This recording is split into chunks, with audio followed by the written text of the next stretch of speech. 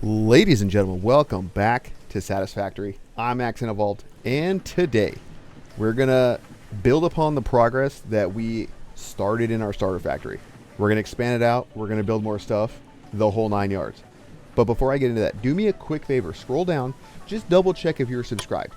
I noticed a lot of people are watching, not subscribed. It's completely free to subscribe, costs you nothing, helps me out a whole bunch. So with that out of the way, let's hop right into this. So the motor setup has been going pretty well, I'd say. You know, we're definitely cranking out some motors, and we're gonna need that. But I'm running into an issue. So if you'll notice on the side over here, where I got this little to-do list, those are all the things that I want to work on getting kind of set up here in the starter factory. Somewhere over that way, because we're kind of running into an issue that I don't know if I talked about. Maybe I have, maybe I haven't. But if I go over here, you can see we're slowly dwindling on resources, right? If you guys remember when I kind of tore the baby beginning starter factory down, I had like 12 containers. Well, we've got 4, and some of it is like there's not really much diversity of stuff in here. Like, we got some basic stuff. We're real low on things like this, right? So I want to start kind of working on getting the starter factory producing parts so that we can kind of progress forward, right? We got a couple things, you know, we got things we still need to do. Like, we need to put the space elevator back down over that way, right? And we're gonna need resources to build. And I'm also kind of thinking about how I want this thing laid out. And I'm toying with the idea of having a second floor like this. So, I don't know. We'll kind of see how the design evolves over time. But, yeah. So, let's kind of figure out what we're going to do and kind of how we're going to get this all laid out and get our production kind of ramped up. So, the way I look at it, I've got, I don't know, 2 kind of main priorities, right? I need to go around the rest of the world and kind of collect some of the resources that we still have left. Like, there's I think over there's some limestone. We got some copper and iron over there, a bunch of limestone in the crater thing over here, a bunch of limestone, right? We need to kind of bring that all back over here, or at least most of it, so that we can start using it.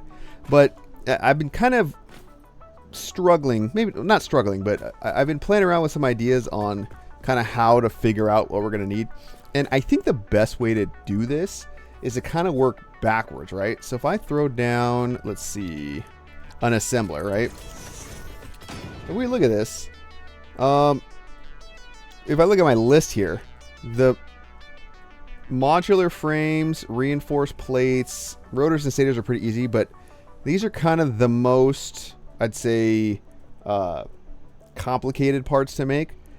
And so I was looking through some of these recipes, and, you know, I don't really want to do these ones. I want to not use screws for as long as I can. So I think I'm going to go with this guy right here. And I don't really know, like, we're going to need modular frames. You see this industrial manufacturing milestone. We need modular frames, right? I think literally what I have is what's in here. So I have, what, 94 total modular frames. So we got to get those pumped out, right? Stuff needs them to build. I know we're going to need them in other parts down the road. So I think this is a good place to start. And, I don't know how many I actually want. But I'm just going to kind of go with an arbitrary, let's say 15 of these, right?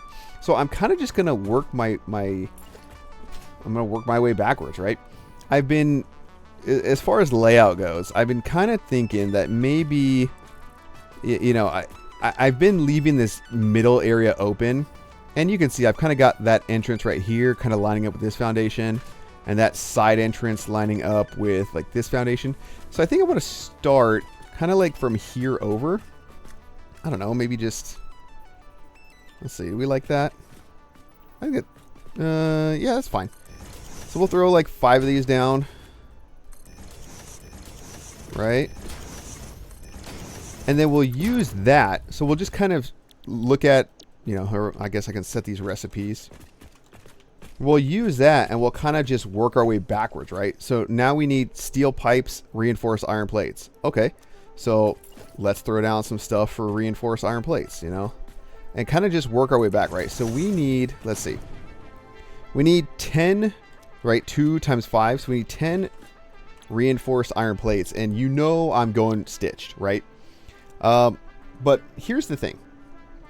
I don't want to make, you know, purpose-built modular frames, and then I have to make, you know, once I have those go into a depot, then make a dedicated reinforced iron plate thing, and then, you know, go down the less complex parts. So what I'm going to do is I'm going to take this. You see, this is making 5.625, right? Well, I don't know. What is, let's say, what 5.625 times 4? 22.5, right? So in theory, I could make 4 of these, you know, kind of arbitrarily put them down, set them all to stitched iron plates, and then that is going to be, so I'm going to be producing 22.5 reinforced iron plates, feed 10 of those per minute into here. Now the way this is going to work is I'm going to make a manifold kind of maybe going out this way and back this way. So the reinforced iron plates will feed in here and then overflow into a box, right? So I'll have a box here, you know, kind of like a big industrial storage right here.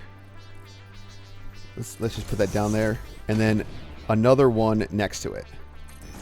And in this one, it'll be catching modular frames. We'll throw a dimensional depot. In this one, I'll have essentially a fifth splitter over here that will split reinforced iron plates into here, right? That way, you know, once this gets saturated, I mean, it's never going to be 10 here, 12 and a half in here. It's going to be somewhere in the middle of that. Like sometimes it'll be more than 12 and a half when these are saturated.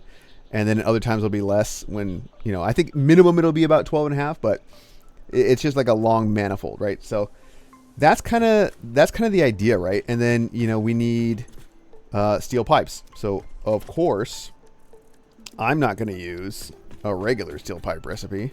We're not putting steel in here. We're going to do this guy. And we need, I put down 2 because we need 10, right? 10 times 5 is 50. Well, our iron pipe makes 25 per minute, right? So I'm just going to kind of go down the line, right? This just needs straight up iron ingots. That's done. This, iron plates and wire. So I'm just going to kind of work my way down the production chain and just set up whatever I need so that I think we're only going to need 3 raw resource imports because I'm going to use this copper, right? So this is right now 360 copper per minute. Those right there, they're only using, what is that, 8 times 15? No, hold on. 1, 2, 10 times 15, right? So 360 minus 10 times 15, which is 150. I have an extra 210 copper just kind of not being used, right? Right now it's all feeding over there, but you can see that's all backed up. Like it's, you got smelters not even doing anything over here, right? So I'm going to take some of that and send it over there to make wire as opposed to using iron wire. Even though I could use iron wire, I think we're going to have more than enough copper, especially, I know there's like a normal copper node somewhere out there. That's going to give us another, you know, another line of smelters. So we'll actually have 480. That's going to be more than enough copper to then convert into wire, cables, and copper sheets, right? So I'm not too worried about that. And then, you know, we'll have to make plates, right? So I'm going to kind of run around and mess around with like layouts and all that. And then I'll bring you guys back and we'll kind of see how things are shaping up. All right. So I've started kind of laying everything out and getting it all spaced out properly. And, you know, it's more of just what I said earlier. Threw some little signs down so we kind of can remember what's doing what, right? But this is the design I really like for the assemblers. What I should do, honestly, is blueprint this, and I will. You know, I really need to step up my blueprint game, but I kind of wanted to wait until we at least have some designs figured out. You know, I'm not super experienced in this game. I don't have a whole ton of hours. I think this save right now is only about 80 hours, right?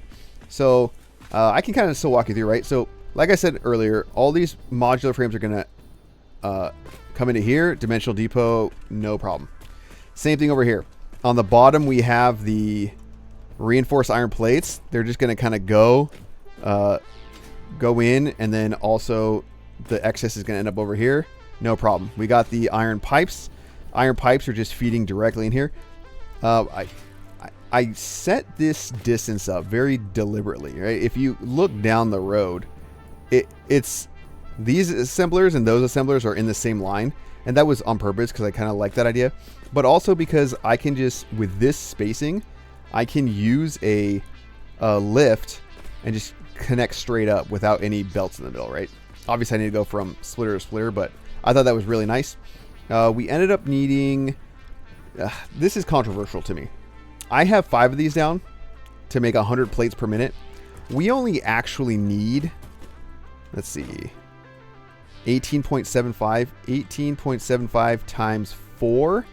We only need 75 per minute. So what I think I'm actually going to do, now that I'm thinking about this out loud, I think I'm going to get rid of this last constructor. I don't think we're going to need it, because I don't want to do, even though, yes, I am using like an overflow here for the reinforced iron plates, for regular iron plates and things like that, I don't know if I really want to mess with like an overflow type thing. What I am going to do though, is I'm going to put, probably like right here, because I have some space, I'm going to put an awesome sink in here. Now, there's a couple ways you can think about this. I'm just going to slap it down right there. There's a couple ways to think about this. On one hand, from a power consumption standpoint and from a necessity standpoint, you could argue that I should only need to run this factory when I need the parts to produce, like when I need it to produce parts that I need. And on one hand, it's almost like there's no reason to sink extra stuff, right? But on the other hand, it's a factory game. And I kind of like the idea of, I'll never actually do this probably, but having every machine running at 100% efficiency. Like I already don't have it built in, right? I'd have to underclock and do all that kind of stuff, right? But with a sync, I can at least start building up tickets, which I think could be kind of beneficial. Even if I think I've already spent all the tickets I will need, except for like some of the achievement stuff. So I'll place it, but we'll evaluate the need in the long run. And then over here, this is all the wire right here. So, and there's what, 1, 2, 3, 4, 5, 6, 7. I believe the way it ended up working out, if we look over here,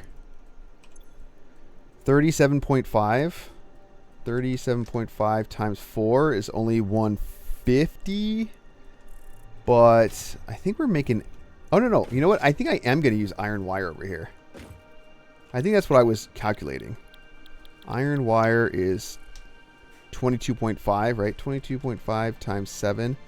Yeah, so a little bit extra. So I think that's what the plan was. What did I actually put over here?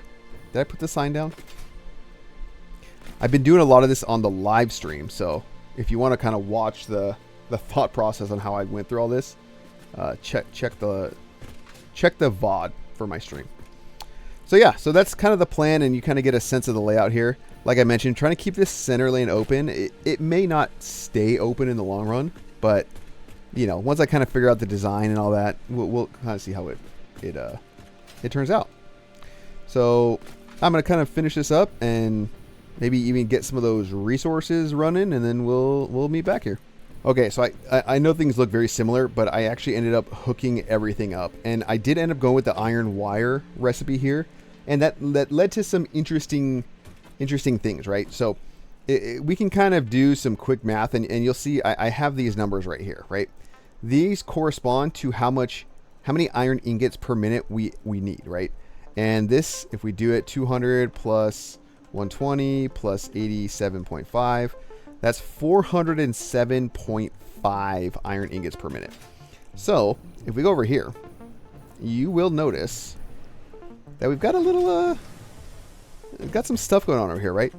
This smelter array is currently the one taking from all the... God, side note, I love these hexagons. I think they're so cool. Sorry.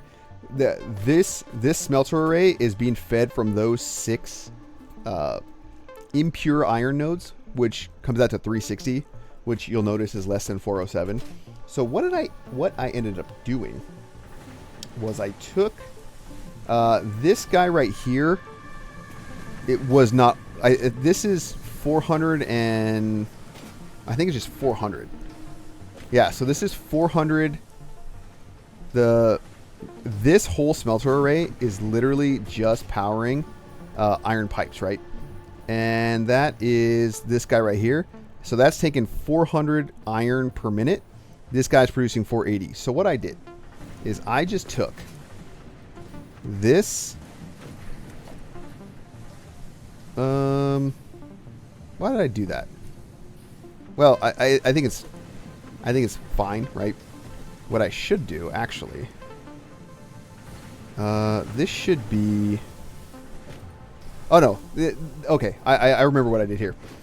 These 4 are only producing 180 or 120 per minute, right? So to siphon off 80, what I did is I just put this splitter right here. And basically the way this is working, you're having 120 come in. Even though it's on a Mark III belt, that doesn't really matter. You're having 120 per minute come into the splitter. I'm then splitting it 3 different ways, which if you divide 120 by 3, that's 40, right? So one way of 40 is going and merging with the rest to go off over there, right? Because 3 of these is 360 plus 40, that's 400. 2 40 lines are then recombining into an 80 line that merges with the output of these, which is going to get us up to the 440. So we're going to have extra iron, but I'm not super concerned. But those are then going down. I've decided to run all of the lines under, other than kind of belts like this. The belts coming from there to there, you'll notice they're all coming up lifts. So they're all down below. So let's go take a look at that real quick. So you see, I just kind of ran the belts along the ceiling here. I like the look of it. I think it looks very busy, which kind of works for this design. But it's, that's the iron that we're just looking at. It's just running over. And then we're really just doing one big kind of a really long manifold, essentially, where it's just splitting off where it needs it. So it's like a manifold going into another manifold. And then it ends right over there with the pipes. And we're just doing the same thing here with the wire. So the wire is being made. And rather than running it all up above, I'm just running it along the bottom into the assemblers over there. And you'll notice everything's running because I also did the power. So let's go look at that real quick. There you go. We're all green. I just ran the power along the perimeter and kind of interconnected. I can hook these guys up just for some redundancy here. And then, yeah, I got the sink in there. And we are producing. Look, we got some pipes going. What else we got? We saw the wire earlier. There should be some plates kind of somewhere, but yeah, everything's running. I guess that's not full yet, but nothing's full yet. But I've seen stuff come out, and it just kind of takes a little bit of time for things to saturate. But yeah, everything's running. So now what I want to do is, you can see I kind of have some architecture out there. I want to kind of at least think about running some of that stuff back to the base over here while we let this run. So I think to end this out, we'll kind of do a little bit of busy design work over there, and then yeah, we'll meet back here. We'll kind of just I'll show you kind of how everything's running. And we're starting over here by the explosives factory. Here's that limestone that I was talking about. We have, I think these are 3 normals, if I remember correctly. Yeah, so it's 3 normal nodes. So this is 360 limestone per minute, or I think about 90 concrete per minute once it's all said and done. So I'm kind of just collecting it all and running it back towards the base. I haven't figured out where exactly we're going to put that. But the idea was that, this is going to kind of be a mixed belt highway. And I kind of had to finagle some stuff a little bit right here. Having these resources kind of get onto their own belt. Over here we have the copper node, which is right there. And then we have 2 normal iron nodes over there, right? So that's another, 240 iron per minute. So we're bringing all of that back towards the base here. This copper line is just going to meet up with the existing copper lines. And that's kind of what necessitated this travesty right here. When all was said and done, and I may end up fixing this in the long run, but when all is said and done, I was 2 meters, a 2-meter foundation off from that to this one. So rather than kind of having that happen over there, I decided to put it out here where nobody will see it, but all of you, right? And then for the limestone, I'm gonna run the limestone this way because we have the limestone nodes that are just right over there that I want to grab, and we'll have to get that all back to base and kind of figure out where we're gonna put it all, because yeah, we need to start. I knocked off some of the bigger stuff, but you can see I added a few more things onto here, specifically quick wire and AI limiters. I figure that's something on a basic starter factory tier that we can kind of use. And I think long run, what I'm going to end up doing with all this stuff is once I'm producing it all in sufficient quantities, it's all going to get, I'm going to build some sort of train station somewhere, maybe, maybe out here or something that is really going to maybe loop between here and wherever we end up putting the space elevator, because we can still produce excess parts here. Like, we're going to have a ton of steel. We're going to have a ton of the explosive things. And, you could make the argument that with dimensional depots, you don't really need storage rooms or anything. But I think I like the idea of just having the storage rooms anyway. So that's kind of just what we're going to do. But yeah, hooked up the motors to a awesome sink too, but because we're flush with motors, I would say. And I mean, we're getting some tickets, right? Over here, let's see how many we've built up. I've been out doing this for a bit. And let's see. So there you go. There's some modular frames. Look at that. Where are they going? Right in here. What do we got? Ooh, yes, yes, yes. What do we have here? Yes, yes, yes. Perfect. So this is super exciting. I think what we're going to do, actually, since I've got all of this, do I have 1, 2, 3, 4, 5 cable? Perfect. We're going to go get that manufacturer right now, because there's a few things that I think we can maybe even automate over here with manufacturers, and I don't want to wait to do that, right?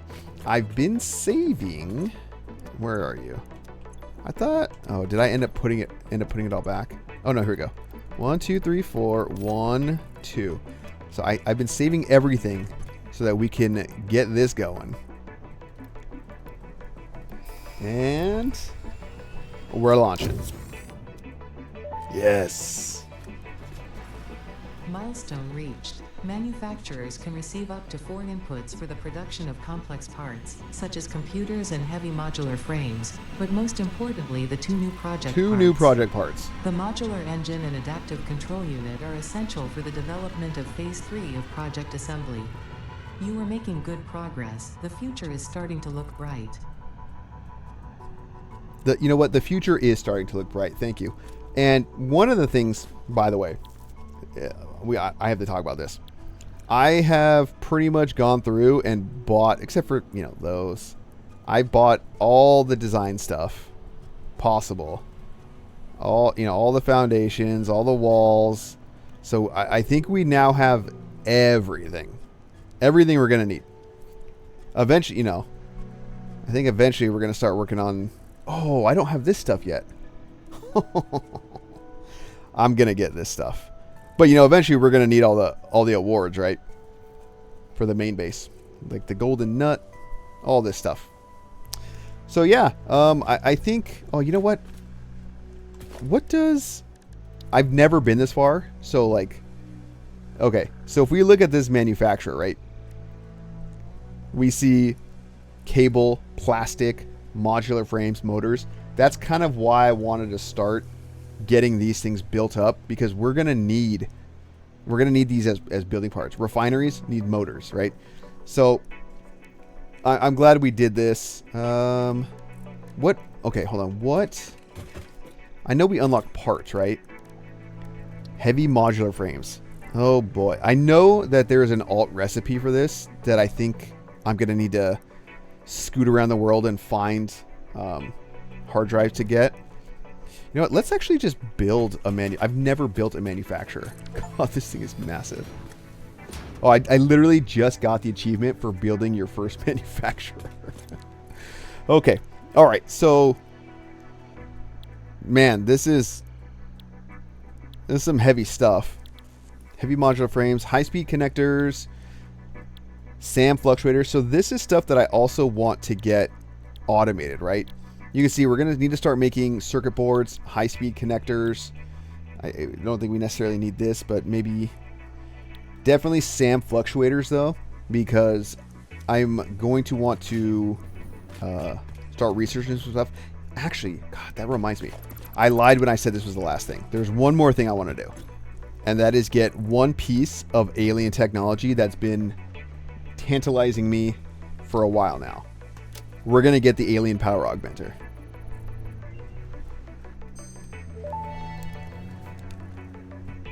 Power augmenter unlocked. Summer sloops naturally harvest.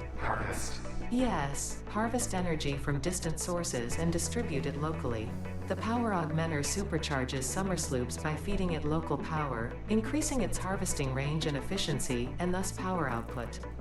Basically, the more power it's given, the more it provides. Do not loop the loop organ. It will shred and tear and unravel the threads, many temples burned. Good to know. That confirms that hypothesis. What is this thing? Alien power matrix? I don't know, but what do we need to build this thing? Is this in power? Alien power augmenter. 10 summer sloops? I don't even think I have 10 just in my world. Well, that'll be something that we... Ooh, I can start building these too. I think I have a spot in mind for one of those over at the power plant. I think it'll look actually super cool, maybe in the water in front of the power plant. So we'll have to look into that. But anyway, guys, thank you all so much. I think plans for the next episode, we'll kind of we'll finish filling this out with the basic stuff so we can then focus our attention. I guess priorities are as follows. First priority, get this thing producing everything we need. Second priority, start establishing where our main base is going to be out over in this area. Oh, look, I've been leaving stuff around. So we're going to have the space elevator and all that over here. Third priority, once we've done those two things, we're going to start really working on our oil stuff. I think that's going to take a lot, and it's going to be complex because I've never dealt with a lot of that. And I know there's a bunch of alternate recipes I want to get as well. So if you're excited for that, hit that subscribe button. Hopefully, oh yeah, sorry, I'm getting distracted. I've been messing around with coated concrete too. I don't think it looks too bad. But anyway, thank you all so much, and we'll see you in the next one.